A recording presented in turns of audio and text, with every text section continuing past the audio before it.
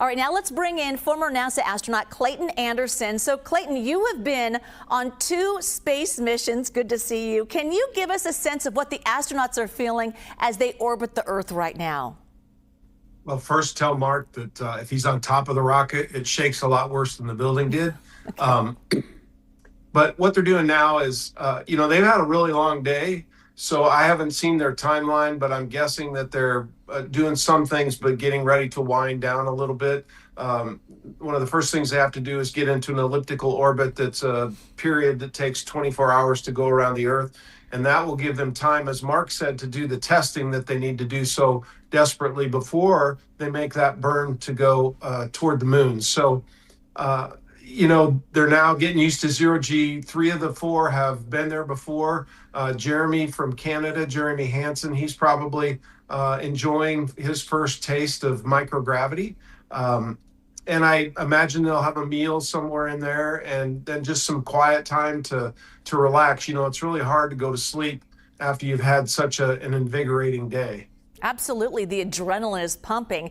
So the mission commander called this a test flight. So what will the crew be testing while on board? And is there a chance that they won't actually go all the way to the moon? Well, let me answer the second part first. I think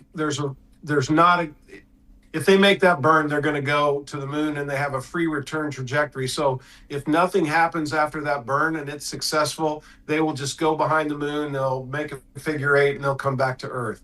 So during this time of the next 3 days or whatever it is after the burn happens, they're going to be testing everything they can test. Is the oxygen system flowing? Is carbon dioxide being removed appropriately? Does the toilet work? How about our food preparation system? Can we heat our food? Can we eat our food? How does the trash work?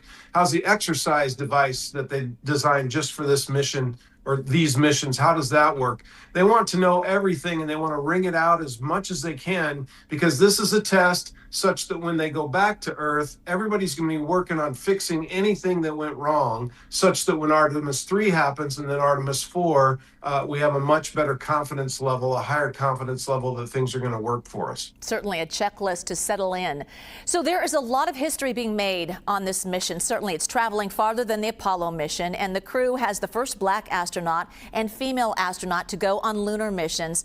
A lot of milestones. So your thoughts on these historic firsts for the space program?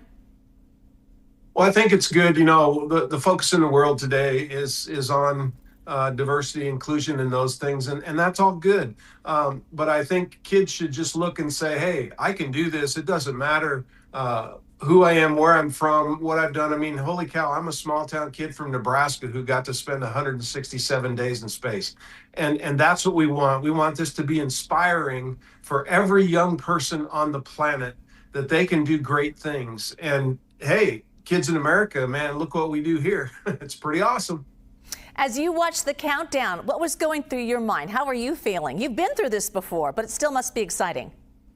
It was. I wanted to be on top of that rocket with them. I'm very envious of their opportunity today.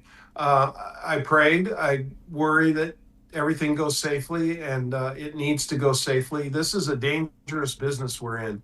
And no matter what you see on TV and no matter how easy NASA makes it look, it is dangerous and it is difficult.